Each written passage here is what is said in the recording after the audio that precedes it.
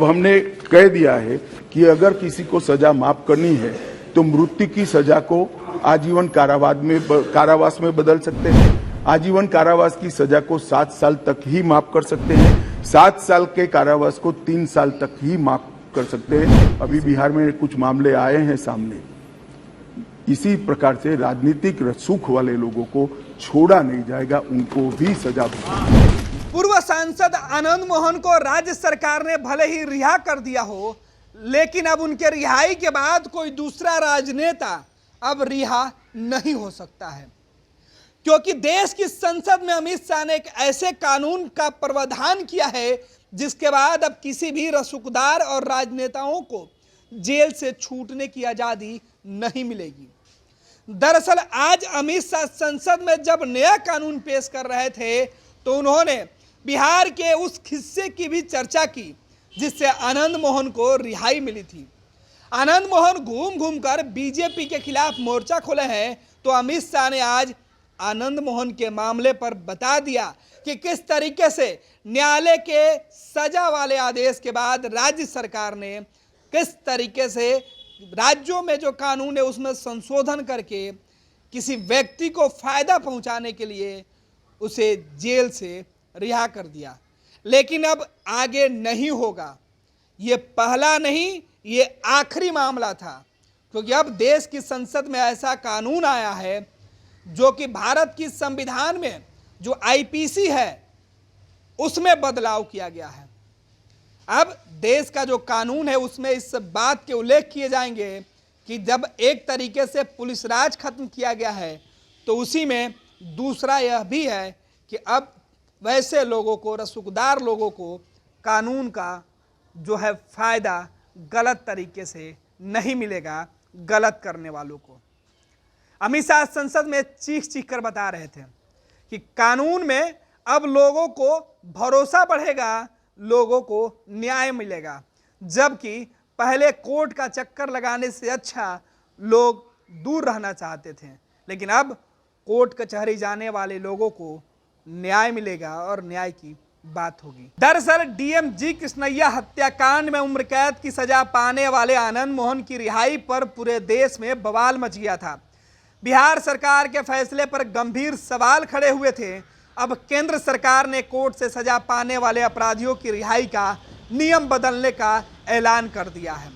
केंद्रीय गृह मंत्री अमित शाह ने आज लोकसभा में बिहार में कैदियों की रिहाई का जिक्र करते हुए कहा कि किसी भी सूरत में राजनीतिक रसूख वालों को छोड़ा नहीं जाएगा, उन्हें भी सजा भुगतनी होगी। लोकसभा में आज केंद्रीय गृह मंत्री अमित शाह ने ब्रिटिश राज में 1860 में बने आईपीसी यानी भारतीय दंड संहिता, सीआरपीसी यानी दंड प्रक्रिया संहिता और इंडियन एविडेंस एक्ट को समाप्त कर उनके स्थान पर 3 नए विधेयक पेश किया। इन विधेयकों को पेश करते हुए अमित शाह ने कहा कि अंग्रेजों के समय बने कानून गुलामी के प्रतीक थे, इसलिए आईपीसी की जगह अब भारतीय न्याय संहिता 2023, सीआरपीसी की जगह भारतीय नागरिक सुरक्षा संहिता 2023 और इंडियन एविडेंस एक्ट की जगह पर भारतीय साक्ष्य विधेयक 2023 लाया गया है। अब देश अंग्रेजों के समय बनाए गए कानून से नहीं चलेगा। इस बिल पर लोकसभा में चर्चा के दौरान केंद्रीय गृह मंत्री अमित शाह ने कहा कि कोर्ट द्वारा दोषी करार दिए गए अपराधियों को सजा माफ करने के नियम का राजनीतिक उपयोग करने के कई मामले सामने आए हैं।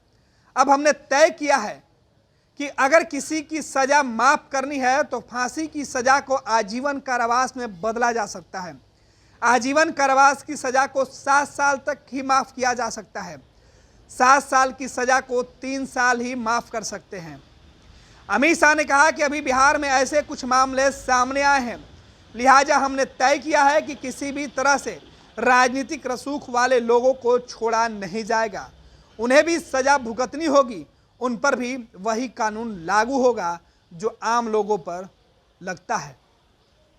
जाहिर सी बात है कि अमित शाह ने सीधे तौर पर आनंद मोहन का नाम तो नहीं लिया, लेकिन बिहार के बाहुबली पूर्व सांसद और राजद विधायक चेतन आनंद के जो पिता हैं आनंद मोहन को लेकर ये बड़ा फैसला लिया है, क्योंकि आनंद मोहन के रिहाई के बाद देश भर में सवाल उठा था और मामला फिलहाल सुप्रीम कोर्ट में है। सजा माफी को पॉलिटिकल यूज करने वाले बहुत किस्से आते थे। अब हमने कह दिया है कि अगर किसी को सजा माफ करनी है तो मृत्यु की सजा को आजीवन कारावास में बदल सकते हैं। आजीवन कारावास की सजा को 7 साल तक ही माफ कर सकते हैं। 7 साल के कारावास को 3 साल तक ही माफ कर सकते हैं।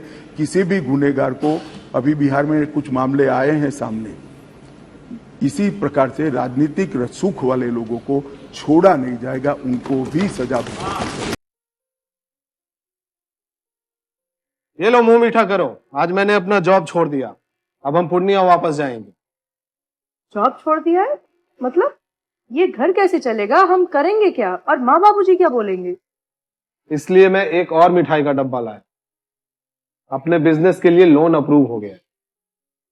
अरे लोन अप्रूव हो गया वो तो ठीक है, लेकिन पूर्णिया में हम रहेंगे कहाँ? अपना घर भी तो नहीं है वहां। इसलिए तो एक और मिठाई का डब्बा अलग से लाया हूं। हमने पूर्णिया में घर ले लिया है, पूर्णिया के ई होम्स पैनोरमा में। पूर्णिया में पैनोरमा ग्रुप लेकर आए हैं ई होम्स पैनोरमा।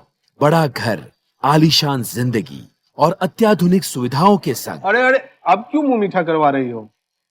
क्योंकि हम घर वापसी जो कर रहे हैं। घर वापसी की खुशी पूर्णिया में ई होम्स पैनोरमा के संग। E homes panorama, luxurious lifestyle redefined.